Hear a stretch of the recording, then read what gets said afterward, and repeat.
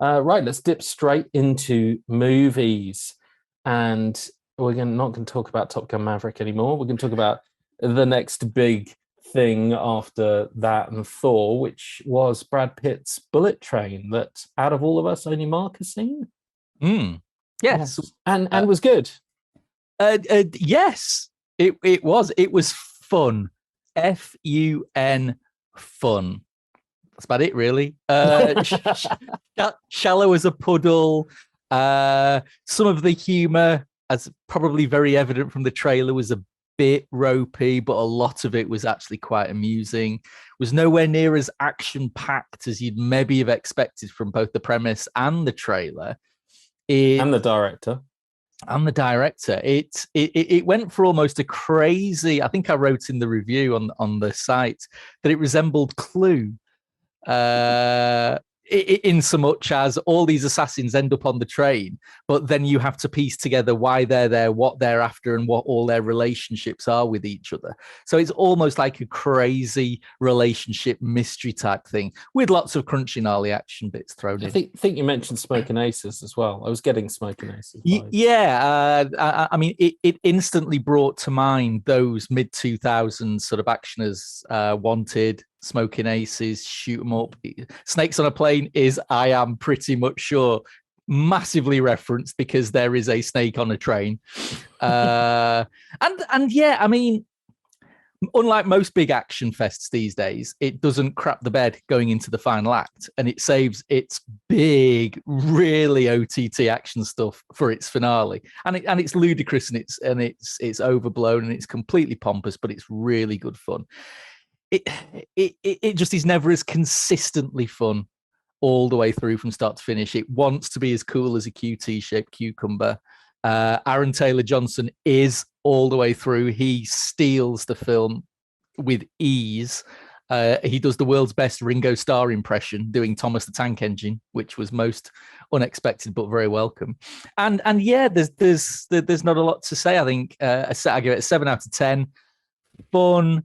Never quite as, it doesn't quite fulfill on all of its promises, but it's just a rollicking good sort of just under 2 hours at the cinema. I'm hearing it's fun. I'm not sure if I got the fun bit across. It's fun. I mean, I'm reading that I'm okay waiting for this on disc. Yeah. I mean, I would, yes, I'm not cinemaing this. But it sounds a lot better than I thought it was going to be. Which is not as good as I wanted it to be. So, go on, Tom. I was just going to say it looked like it looked. What's the phrase I want to use? It looked pretty try hard. In a similar sort of way to, you remember like the late 90s, early 2000s wave of Quentin Tarantino alikes that we and the trailer kind of reminded me of that era, not necessarily of a Tarantino flick, but of that, like, oh, we're trying to create something that is popular by putting things we know people like together, but really without really understanding what it is that makes those things good. So bizarrely, most of the toe curling humor is actually in the trailer. The painful bits where Brad Pitt and Aaron Taylor-Johnson stop a fight so that a waitress can bring a drinks trolley through, and you're just thinking, oh, just stop. You know, there's another bit where, you know, his Pitt goes, can you just go way, way, way, way? And you just think, how many times do you need to say way? We got it, you know? And most of the cringe humor is actually in the trailer. But yeah, it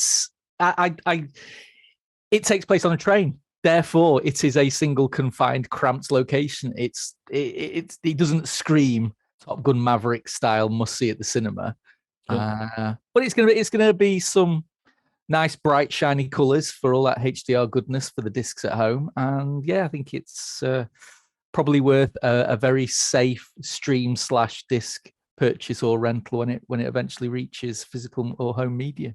It's a nice topic starter though. Like, what's the best movie set entirely on a train? There's Strangers on a Train. Snowpiercer. Yeah, I was good. You know, Strangers on a Train's a good one. Snowpiercer's a good one. You obviously got your various iterations of narrow Orient margin. Express. Runaway Train. Yeah, Death Train. Horror with, Express. Pierce Brosnan. Horror Express with Peter Cushing, I think Vincent Price. And I've seen that. That's the one with the early man. Yes. Yeah. Yes. That's a great movie. It's aceness. Write in the comments what you think. What you think the best movie set on a train was, just for fun, just to waste a bit of time. Buddy 305 Love on the chat wants to know how the audio was for Bullet Train in the cinema. It was. I have to admit, it didn't exactly blow my frock up, to quote Mr. Selly of this parish. It was perfectly pleasant, perfectly fine. I saw it on a fairly small screen, I'll be honest, down at my local Light Cinema. Sounded good, but again, the confines of the train means it's, there's not an awful lot of room for massive, expansive, huge amounts of bass-heavy effects. So yeah, it'd be interesting to see how that ends up on the home media version, but sounded good without being utterly exceptional.